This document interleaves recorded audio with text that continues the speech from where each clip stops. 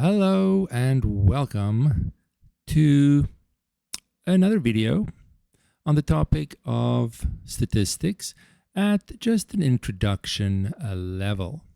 Now, hopefully you have watched some of my other videos or have a basic understanding of hypothesis testing and t-tests and all those things already. With this video, I just want to chat a little bit about confidence intervals, because I found that we might not understand where they come from and really how to view them. And on a basic level, this could perhaps help some. So let's look at a sample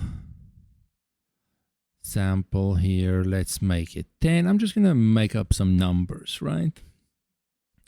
And in our hypothesis test, let's suppose we're testing if the mean is, I don't know, let's make it 14 versus the alternative, oopsie, no, get rid of that, that the mean is not 14. So we have a two-tailed test. And let's suppose, first of all, we have, let's suppose here in case A, we get a sample mean of, let's make it 16. We approximate the standard deviation. I'm going to skip all of the distribution of the means. We have an approximation for our standard deviation of the appropriate comparison distribution. Let's keep it simple and make it a 1. Just so we can do many of these calculations in our head.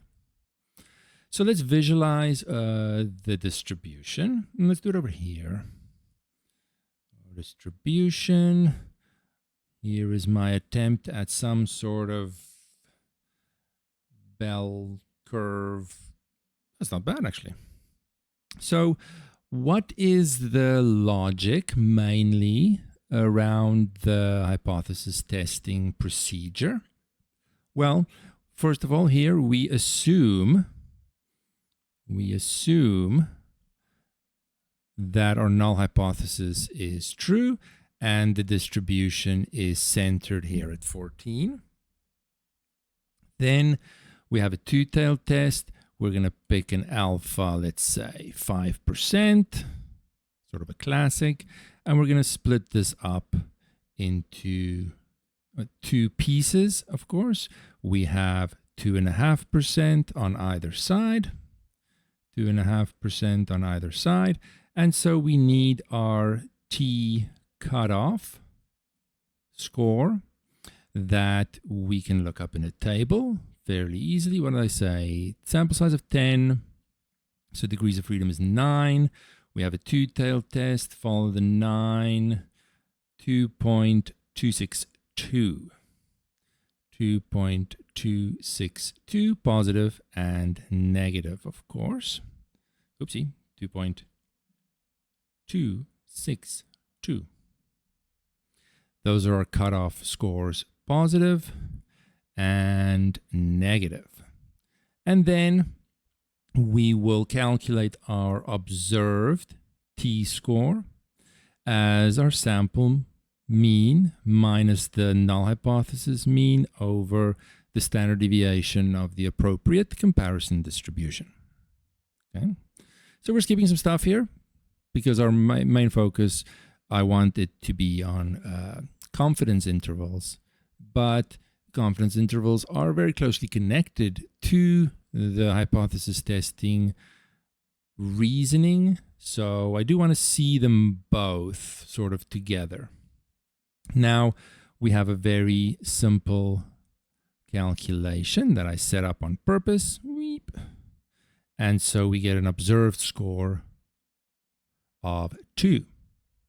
Now, these are all just standardized versions of the 14 and the 16, of course. So let's color it a different color here and see, okay, right there, boom. that is our sample mean, or t observed. The sample mean leads me to the observed t-score, a nice convenient 2. All right. And then we can say that because of the positioning of this observed t-score in relation to the cutoff scores being more extreme, the sample doesn't give me an extreme enough observation. And our conclusion will then be to do not reject the null hypothesis. The evidence isn't strong enough to suggest that the distribution isn't centered at 14. May very well be. Okay, so let's now look on the way to a confidence interval. Let's now just look at this in a way that essentially takes this section, this interval, on my comparison distribution and just converts that to the corresponding raw scores. That's essentially what we're going to do next. So we're going to say under the null hypothesis, that is really the assumption we make to then use this distribution. It's under the assumption that the mean is at 14 or is 14. We can say that let's say it like this, under the null hypothesis, I'm going to not reject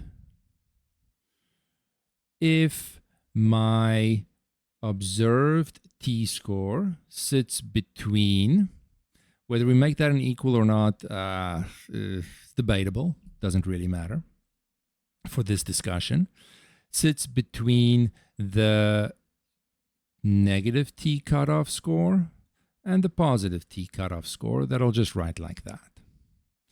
If I get an observed, like the pink one here, that sits in between here, then I'm not going to reject it. Okay? So now I'm just going to work with this and simplify this a little bit, but in general, I don't want to use the specific numbers. So the observed t-score is calculated as we did previously, and that is now going to sit between my t cutoff positive and negative,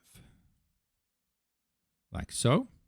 Now just a little bit of algebra. I'm going to multiply both sides by this denominator throughout. I really do have two inequalities here, but we can sort of treat them as one in terms of simplification.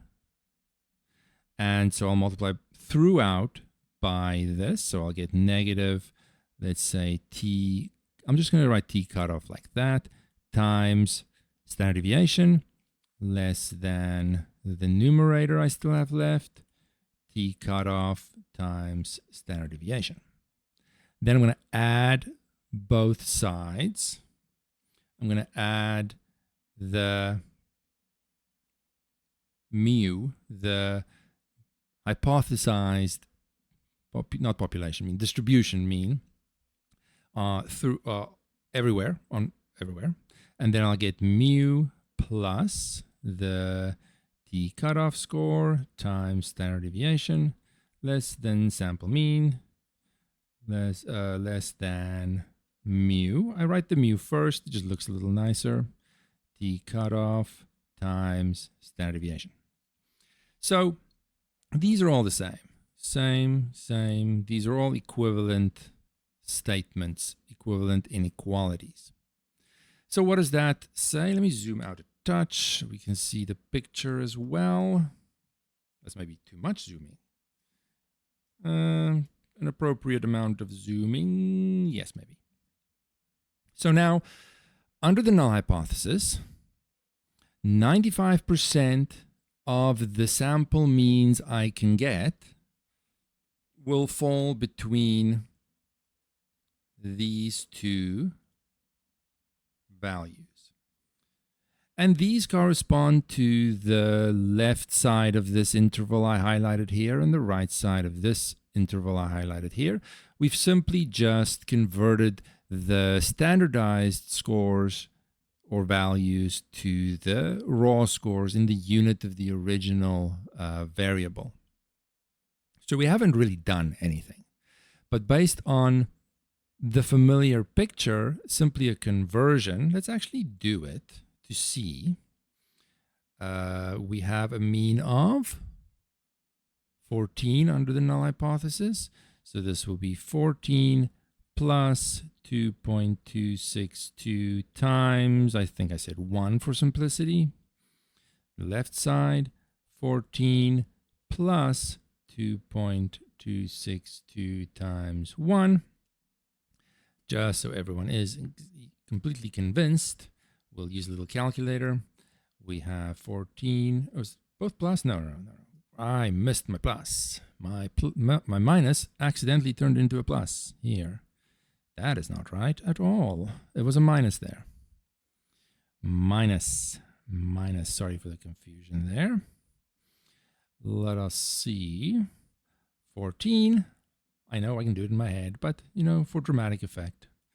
262. And I want to show my calculator. Times 1. Boom. 11,738. 11,738 less than the mean or sample means that I could get, less than 16,262. So I can sort of see both. So under the null hypothesis, 98% of the sample means that I can get will fall between these, and these are just the raw scores that match the cutoffs. I then get a sample mean of 16, and I see, just like here, it falls in there.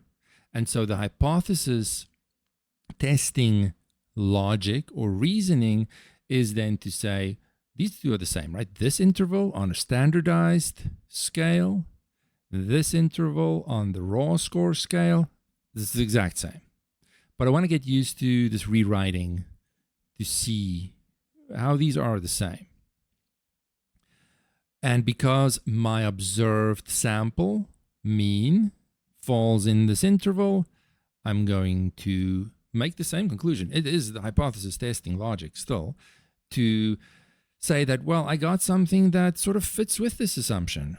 95%, I could be anywhere in here. I can't really distinguish between them. It was only if I go a little bit more extreme, then I'll make a different conclusion. I'm well within what's possible under this assumption, so I will not reject the assumption. All right. So that's the hypothesis testing side. Essentially, in very broad terms, what we're doing is we're making an assumption about the population. Then we follow that assumption, see how our evidence sits in relation to that, and make a conclusion appropriately. Now let's look. Okay, so, I don't know why I made that A. It doesn't matter. Of course, if I got a sample of something else, then it would sit outside here, which would be sitting outside there because these intervals are different versions of the same thing. Now, let's look at the same situation, but from the confidence interval side. I'm essentially going to take this. I'm essentially going to take this, but I'm going to rewrite it in a different way by saying that, okay, well, I don't know if this comparison distribution is actually true. I don't want to make this assumption necessarily. Let's just rewrite this. Now, the algebra might bother some people, but it's still nothing insane. I'm going to not keep m in the middle. I'm going to keep mu in the middle. So I'm going to instead subtract m throughout, and I'll get negative m, just to really be clear on how it's really algebraically the same thing. I'm just thinking of this arrow. I'm going to crash into this arrow. Well, whatever. We'll cross that bridge when we come to it. So I'm subtracting m throughout. I need this arrow gone. I could make the cursor bigger, but that would ruin the fun. So let's go this way. Maybe that's enough space. And I'll get a negative m plus, so close, so close. Okay, so forget all of this. We're making a new interval. Well, technically not new, but a new way to look at it. Then I'm just going to multiply by -1 throughout, and I'll get a mu in the middle. All of these flip. The inequalities flip when you multiply by a negative number or divide, and I'll get m plus t cutoff times Sm and m minus t cutoff times Sm. Whether you fully are comfortable with that or not doesn't really matter. That's the algebra.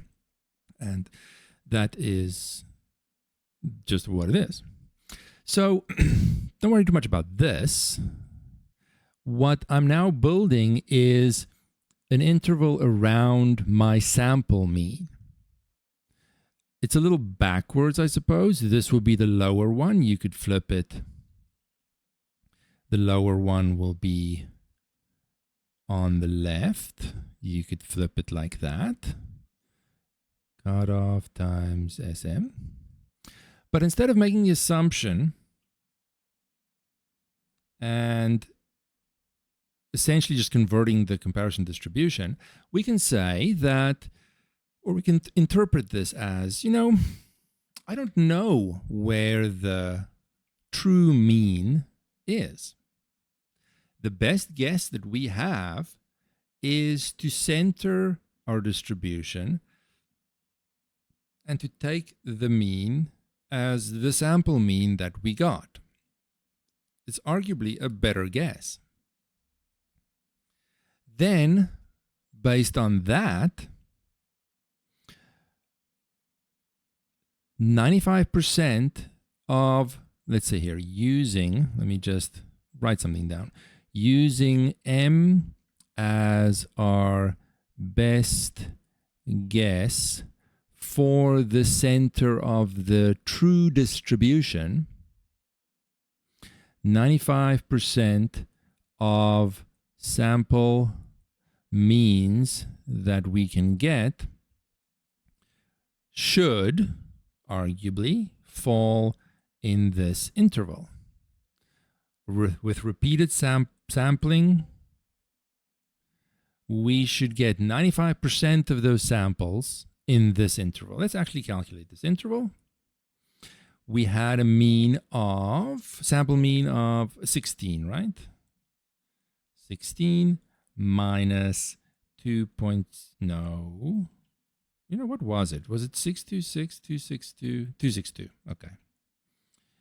262 times 1. 16 plus 2.262 times 1.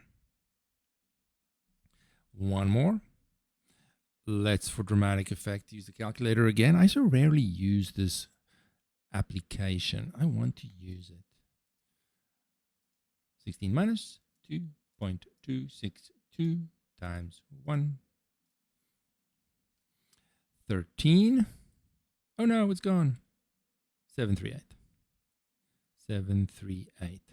I know it looks very similar to the previous one, but we're technically taking a slightly different, looking at it from a different side, I guess is the best way to say it. This we're going to call the 95% confidence interval. Yes, it's a subtle difference between these two because really the conclusions that we make will be equivalent every time. But what we're saying now is let's build our interval around our best guess, which is the sample mean, and not just make some wild assumption which could be dramatically incorrect. Our sample is arguably our best shot. Then we build our interval around that sample mean and say and interpret that as, to the best of our knowledge and abilities, 95% of samples that we will get should be in this interval. We are guessing, of course. There's always going to be an element of guessing. It's the best we get. We can do an educated guess. We then can say, okay, let's see where the null hypothesis mean, which was 14, where that sits in relation to the confidence interval. And we see that, okay, it is inside the 95% confidence interval. And so our conclusion is that that was a perfectly possible mean that can actually be the true mean. We will never know. We can't narrow it down perfectly. The true mean can sit anywhere in here from sample means to a reasonable extent. 14 is in here. That could be it, and this evidence is not strong enough to suggest that it's not. So we can say the evidence is not strong enough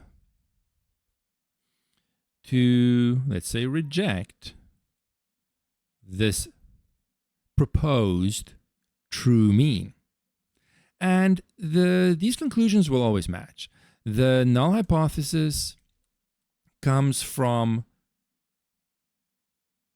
making this assumption and following that string and seeing where the example, the evidence, sits in relation to that. The confidence interval arguably says, let's build our interval around the evidence. We have to spread our net a little bit. We can't take a single sample and say, oh, no, 16 is it. That's the true mean. It's over. No, there's randomness to all of these things. So we widen our net a little bit to a range that we decide beforehand, 95%, for example. Could make it 99, could make it something else. 95 is sort of the classic one. Because there's a chance we could be a little off. Then we see, okay, well, 95% of our samples will sit in here, to the best of our knowledge. 14 does fall in here, so it can be the true mean. We don't have evidence to suggest that it probably isn't. And so our conclusion is exactly the same. Now, of course, you can see here, well, let's maybe do something short here. If I took, let's go different color, let's go blue or something. Or purplish blue, I don't know what this is. If we change this to 20, clearly, very, very easily, because our numbers are convenient, in the hypothesis testing approach, our observation, our T observed, will be 6, way out there, way more extreme than the cutoff. We will reject the null hypothesis. If we take the confidence interval approach, we will build it around the 20, and we would get 17.738 to 22.262. And then we can see that the proposed true mean, 14, does not fall in this 95, oopsie, my writing is atrocious, 95% confidence interval. And our conclusion will again be that, well, 95% of our sample means should be in this interval. We are proposing that the true population mean sits way over here.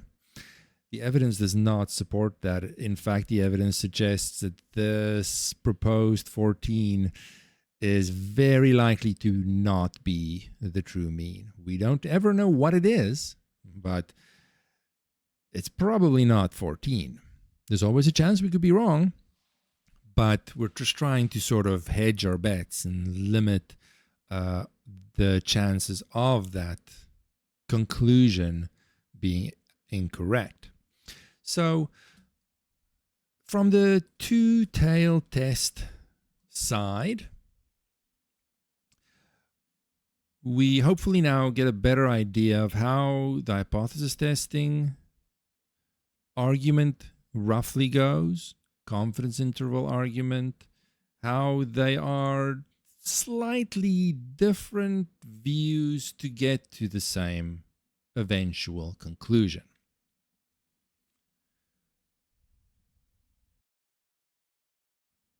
All right, so now I just want to, a little bit more briefly, mention the one-tailed situation to see what's the same and what's different. Let me just go up here and try and keep the example as similar as possible. The only difference now is that I'm going to have a one-tailed test and say, well, my null hypothesis is I'm testing if it's possible that the true mean is 14 versus let's go greater than 14. Let's visualize that. Now this is definitely the one that isn't as clearly discussed in books, perhaps because it doesn't come up that often.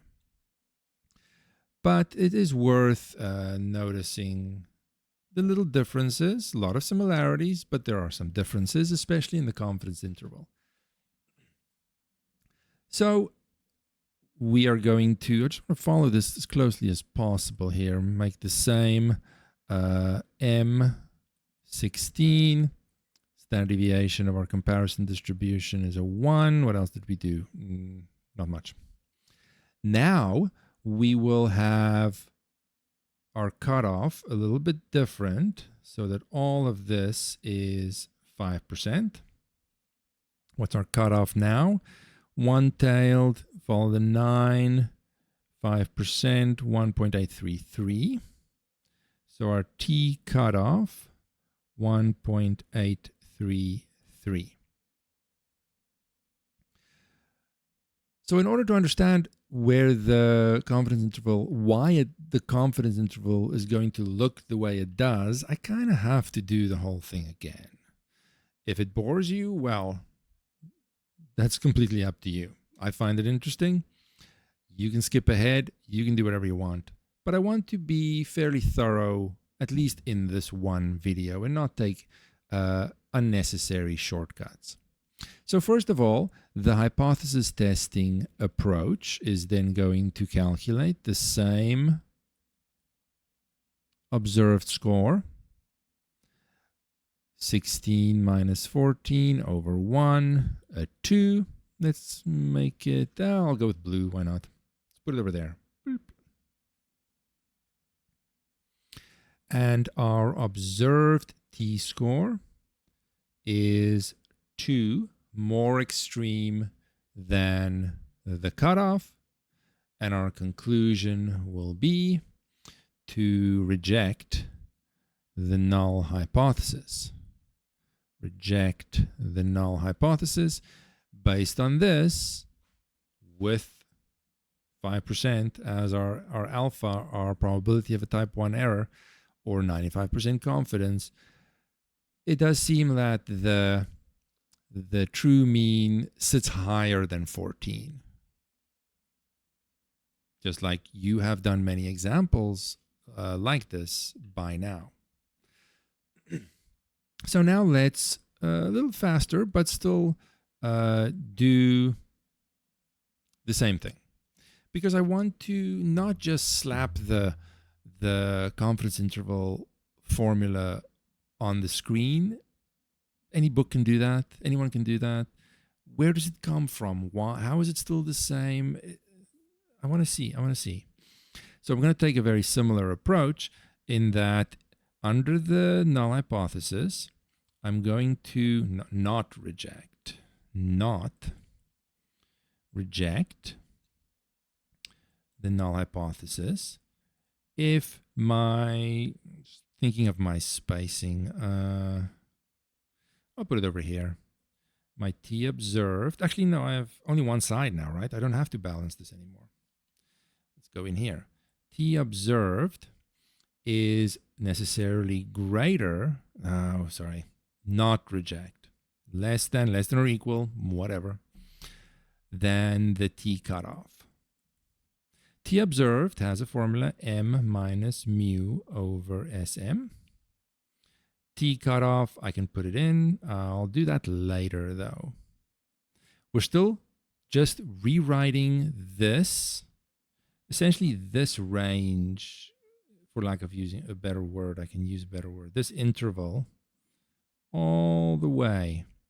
That's my, I want to call it the safe zone if not rejecting is considered safe. And I'm just rewriting that to the raw score. Now this 14 I know is not actually 14. No, it isn't. This is standardized. So this will be t equal to 0, of course. But I want to write this to a raw score, which we can do, but I want to do it through an inequality. I'm going to multiply both sides by the denominator, t cutoff, and you're going to see a lot of similarity. Add the mu. I'll write it in front. And the t cutoff is only the positive side. So let's calculate this. Mu is 14 plus, what did we say, 1.833 times a very convenient 1. And we have 15.833 and just negative infinity. There's no cutting it off on the left. And then we can say, well, let me just see if this is exactly how I wrote it. Yeah, roughly. Okay. Then we can say, well, okay, under the null hypothesis, if the null hypothesis is true, 95% of my sample means will fall below 15.833, simply the raw score that corresponds to the cutoff. We then have a sample mean of 16, which is outside of this interval. And the hypothesis testing says, that doesn't seem to fit very well with our assumption. It's rare enough that we're going to see that as strong enough evidence to suggest, yeah, this is not the true mean. All right. So now again, for the confidence interval, we're going to take, let's take this one. And we're going to subtract m, same as what we did before, and just rewrite it like so, exactly the same. We just have one side now. Then we multiply throughout by -1, exactly what we did last time. Mu is then greater than m minus t cutoff times Sm. This will be, let's calculate this, will be, what's m? M was 16 minus, actually, let me just back up. This is a greater than, let's just flip it all around to sort of have it increasing from left to right.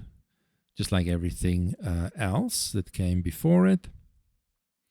This will be 16 was our sample mean.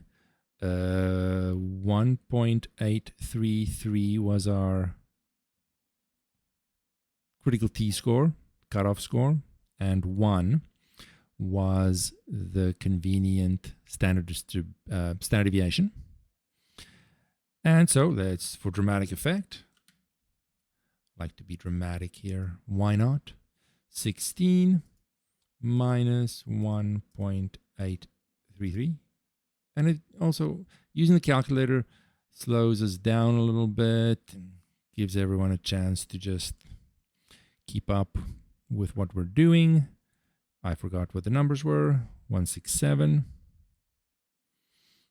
So now, let me just check if I did it the same way. Yes, we're over here. But now we have 14.167 on the left, and it is unbounded on the right. And this is our 95% confidence interval that corresponds to the one-sided situation that we had as our original question, really. And so we can now say that this is, from the confidence interval approach, it makes more sense to build our interval around the mean. We suspect that the mean is greater, but the true mean, but using our sample mean of 16, we need to again give ourselves a little bit of leeway, spread our net a little bit. Now we're only going to spread it to sort of in one direction, limit ourselves in one direction, that around the mean, no end on the high side, but limited on the left, because our mean is now, or our question is just sitting on one, is asking for one side only. And then we can say again, something to the, I don't want to look back every time, the words can change a little bit. Our mean of 14, our null hypothesis proposed mean that we're testing of 14 is not in this interval. Doesn't matter how close, it's not in. And so we can see that as, well, this is where 95% of the sample means should be. What are the chances that the true mean is outside of this? Very unlikely. Not impossible, nothing's impossible. But we can see that as strong enough evidence,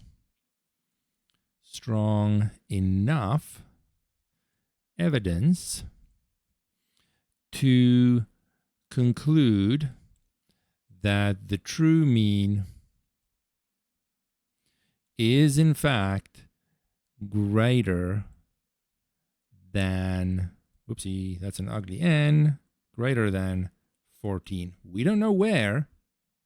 With 95% confidence, it's somewhere in here. But that wasn't really our question, right? Our question was, explore if it is 14 or if it's potentially greater than 14. So let's zoom out a little bit. So it is a little different and less common to look at a confidence interval that matches the one-tailed question or the one-sided question. And by looking at the inequalities and using some algebra, hopefully now you are a little bit more comfortable and feel a little bit more convinced why the formula is necessarily, in the one-tailed case, one-sided to this side. And in the two-tailed case, whoops, zoom out. the two-tailed case, where the formula comes from. It's one thing to just blindly memorize a formula, but it doesn't give me as much value if I do that too often. We're totally capable of understanding the different viewpoints that the hypothesis testing approach and the confidence interval approach take, yet arriving at the same conclusion.